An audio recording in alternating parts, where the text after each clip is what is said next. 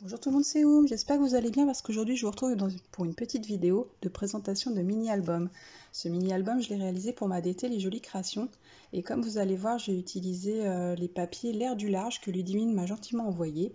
Donc ce n'est pas la dernière collection de la boutique, c'est une collection précédente mais ils sont super beaux et ils collaient très bien avec les photos que j'avais fait en fleurs de mes enfants l'année dernière. Donc du coup c'est un mini-album qui se présente sous forme de cartonnettes embossées avec un système d'anneaux et qui s'ouvre donc à la verticale. Pour mieux vous le montrer, je vais ouvrir et vous présenter page par page le travail que j'ai réalisé.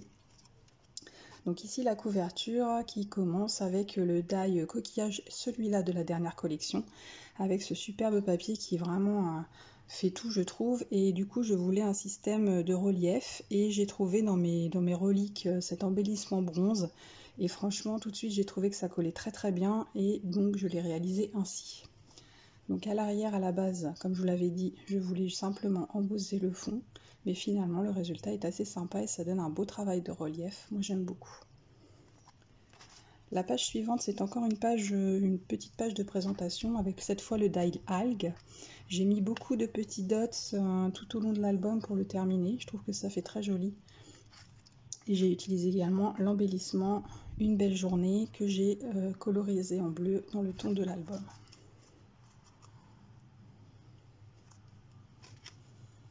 Cette page suivante, je l'aime beaucoup. J'ai utilisé le tampon hippocampe.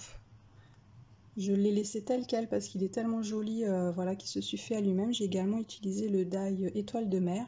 Et ce que j'aimais beaucoup comme travail dans cette page, pour donner cet effet de cascade à tout l'album, ici j'ai utilisé en fait les rebords du papier pour pouvoir donner cet effet de vague dans le fond. Et je trouve que ça fait vraiment très dynamique, j'aime beaucoup.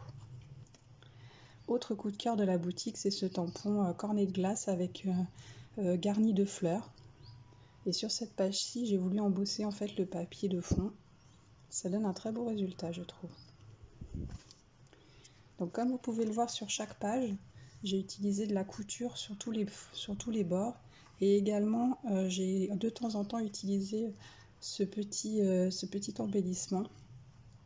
J'aime bien utiliser ça. Je vous le montre parce qu'aujourd'hui j'ai pensé à le préparer.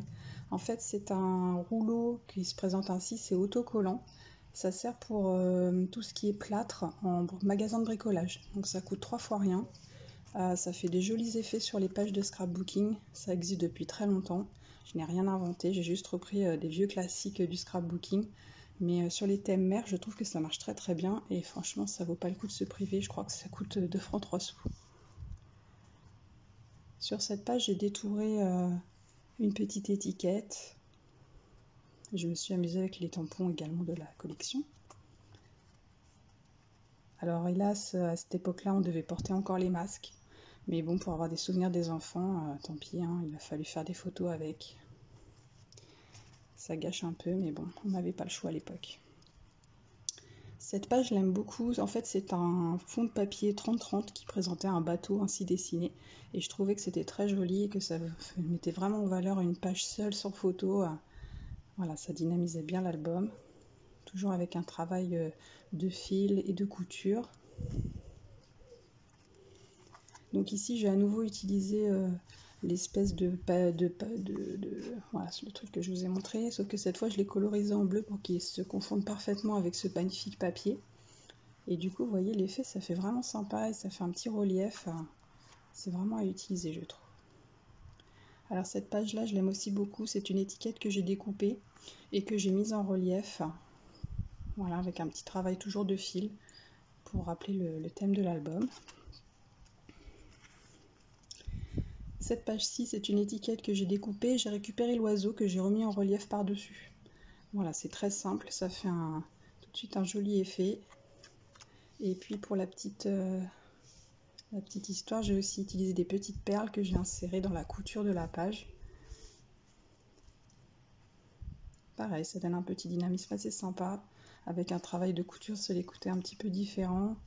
Et puis cette encre que j'ai détourée dans un papier 30-30, je crois, ou l'une des étiquettes, et que j'ai apposé ici tout simplement avec un peu de fil et des dots, et ça fait tout de suite un petit effet sympa.